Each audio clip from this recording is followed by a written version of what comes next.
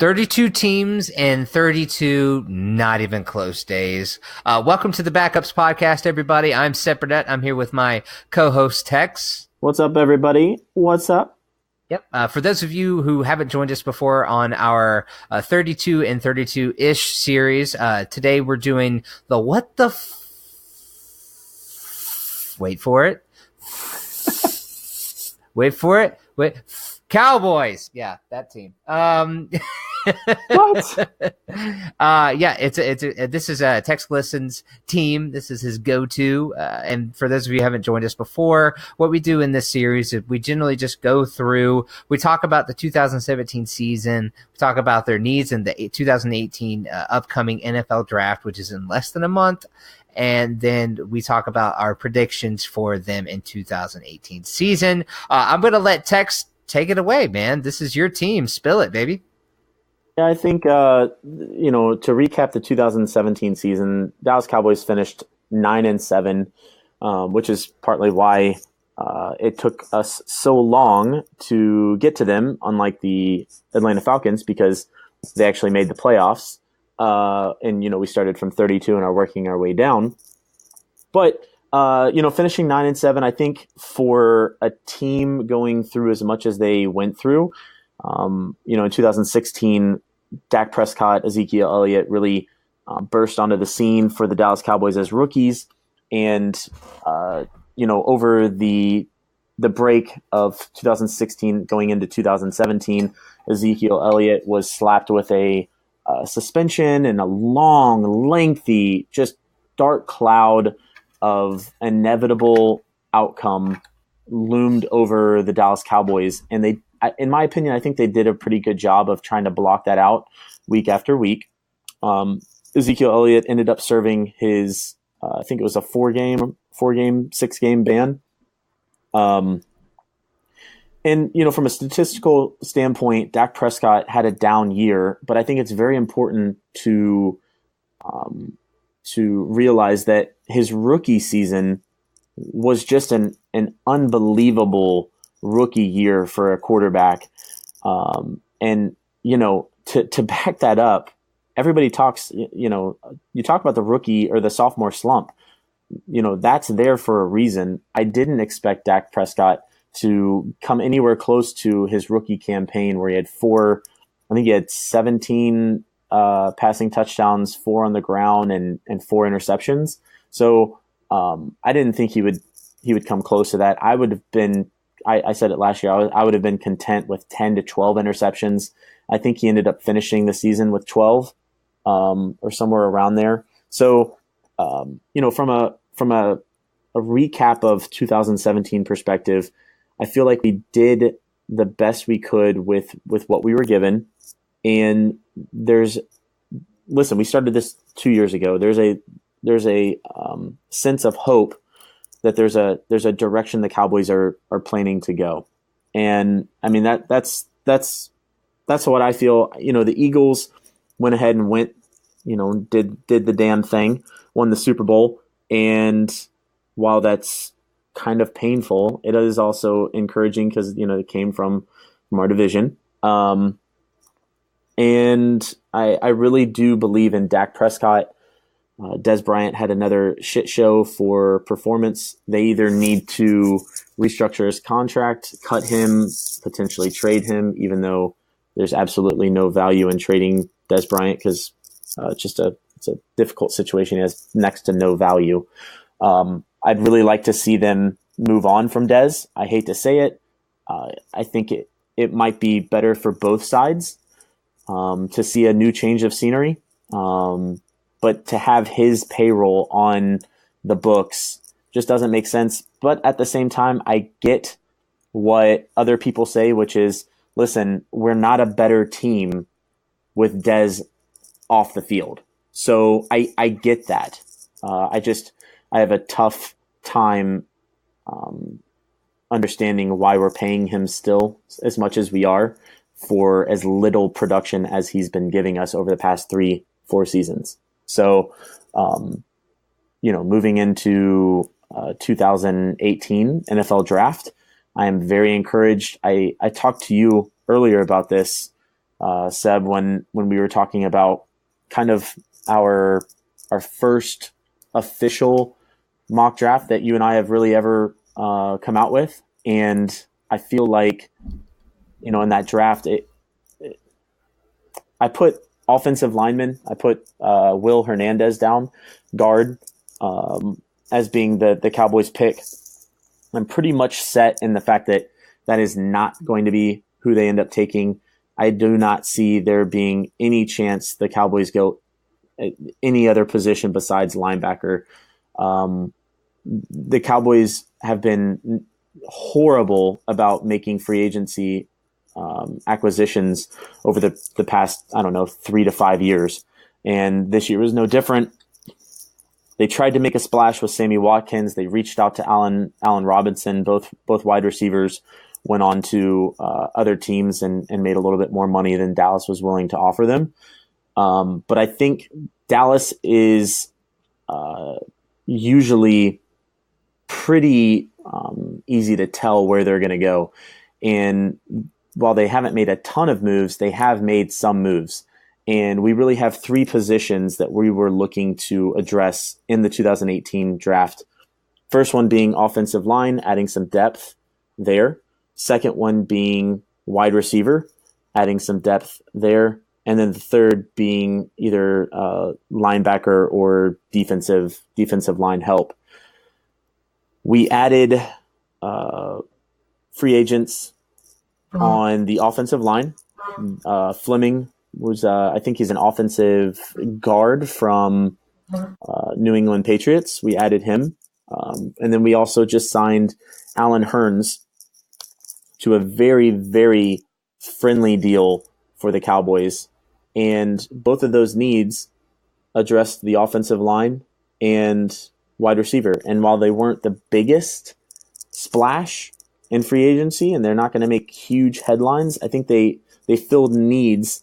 They filled holes in the roster. And so the one that they didn't do, the one hole that they didn't fill, which was the one left by Anthony Hitchens, our linebacker who went over to the Kansas City Chiefs. I think the Dallas Cowboys, I'm going to go ahead and say it, we have 31 days until the NFL draft. I'm going to go ahead and say it right here, right now. They go linebacker.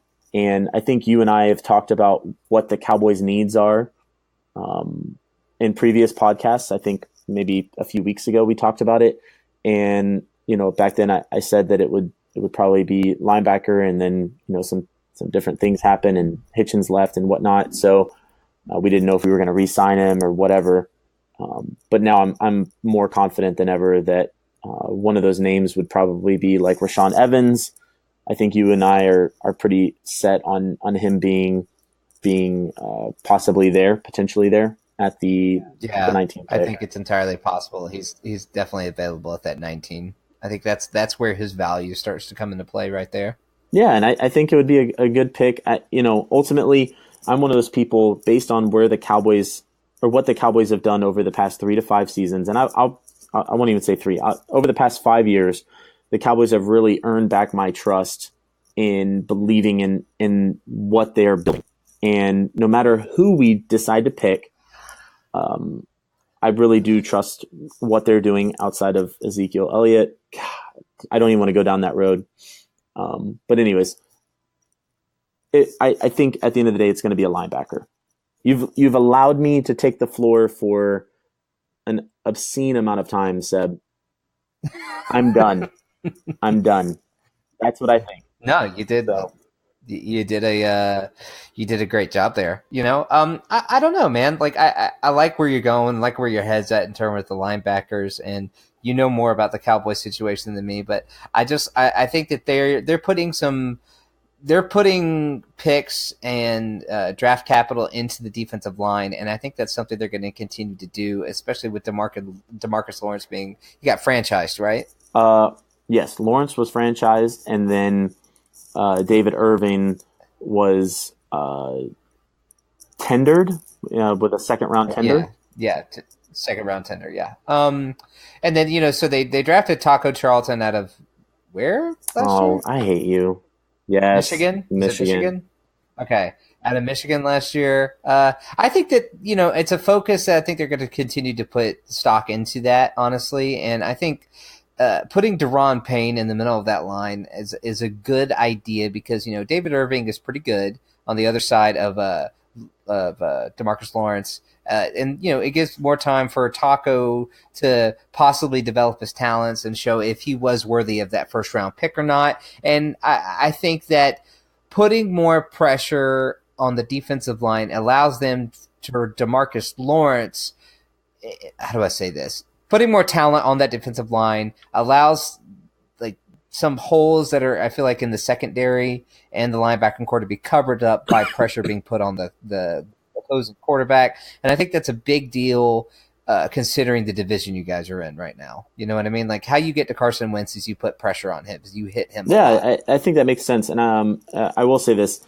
Taco didn't have the best first half or 3/4 of the season, and he was used in limited time. But as the season wore on, I think the game started to slow down for him, and he did start to make some really good plays. I think he ended the season with 4 sacks, which I mean, hey, it's a defensive end rookie season, 4 sacks. I'll take it, especially with as limited time as he had in terms of actual playing time, snaps on the field. I think 4 sacks is pretty good, and he got those in the last 4 games of the season. So, yeah, no, I agree. What I really think, what I see happening though, is I see that their 3 biggest positions of needs, in my opinion, you might disagree, are wide receiver, defensive tackle, and linebacker right now. Not in any particular order. I think that it's all going to depend on who falls to them. I think that they're going to be comfortable going with the BPA at that pick. Like, which player of these 3 positions has the best value right here, right now? I would agree with that. I would 100%. And again, I know I'm pretty set on linebacker. I would still trust the process. Hashtag 76ers. I would still trust the process. And if they wanted to go, guard, or if they wanted to go wide receiver, I'm all in on what they're doing. Short of them probably taking a tight end, or something crazy like that. So, or safety. Right. I don't think there's value there at that position, but yeah, I mean, I would be totally fine with Deron Payne or potentially addressing the offensive line. So right, Isaiah Wynn or definitely something like that. Definitely. Yeah, because we definitely saw that depth is an issue when was it who went out last year against the Falcons? Tyron Smith. Yeah, when he went out against the Falcons, and then Dak definitely had the worst day ever. And so I think that depth along that offensive line is a big thing because in today's NFL, you got to protect your quarterback, and the way to do that is with a good offensive line. And I'm not saying that the Cowboys don't have a good offensive line. I'm just saying that they need depth on the offensive line, and having someone like Isaiah Wynn and being able to rotate out, your positions and your players on the offensive line and keep everybody fresh is a major part of the Cowboys running game and their game plan of, let Zeke get in there and do his thing. And if you have a fresh offensive line in front of him, he has a better definitely day. 100%. I definitely agree with that assessment, and it'll be interesting to kind of see where they fall as far as 2018 and their record. I'd probably say 9-7, 10-6, and that's just being conservative. I think Dak Prescott has a great bounce back year. I think the offense will become a little bit more unpredictable in terms of mixing up what plays they run, and I feel like they fell over the past 2 seasons. They've really fallen into a rut in being very vanilla in terms of play calling. So I think that gets addressed, and then that defense is really going to be impressive this year and is going to grow as a team. So I'm excited at the direction we're going. So Yeah, I agree. I think, I'm like a 10-6, 11-5. I'm at there. It's just that division, man, because the Eagles are just loaded up again, and they get Carson Wentz back this year. It's entirely possible they get another weapon for that offense for him to play with, and their defensive line is still nasty. They haven't lost a ton of people. Vinny Curry was really the biggest casualty, I feel like, for that defense right now. It's going to be a tough division. Yeah, I think the NFC as a whole, you have Vikings, Rams, Eagles are just loaded for bear. The Falcons, you can never count them out. I mean, you got I think it's the fourth year under third year. What's his name? Dan Quinn. So it's definitely getting interesting. The NFC is going to be rough this very year. Rough. All right. Well, that's what we think. Tex, good job, man. I loved your assessment. Well done. Well done. But that's what we think. We want to know what you think about what we think about what you think about what we think. Wait a minute. It's late. I'm tired. Thanks for listening to our 32 and 32 Not Even Close segment.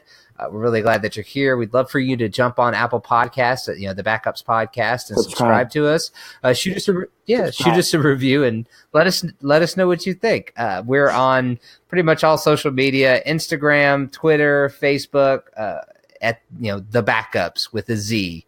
And anything else, Tex? Seb, go to bed. You sound so freaking tired. You let me talk for 20 minutes today.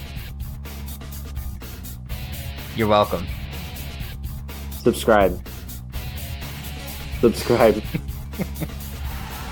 been listening to the Backups Podcast. Follow us on Instagram, find us on iTunes, and visit the website at www.thebackups.com with a Z for more.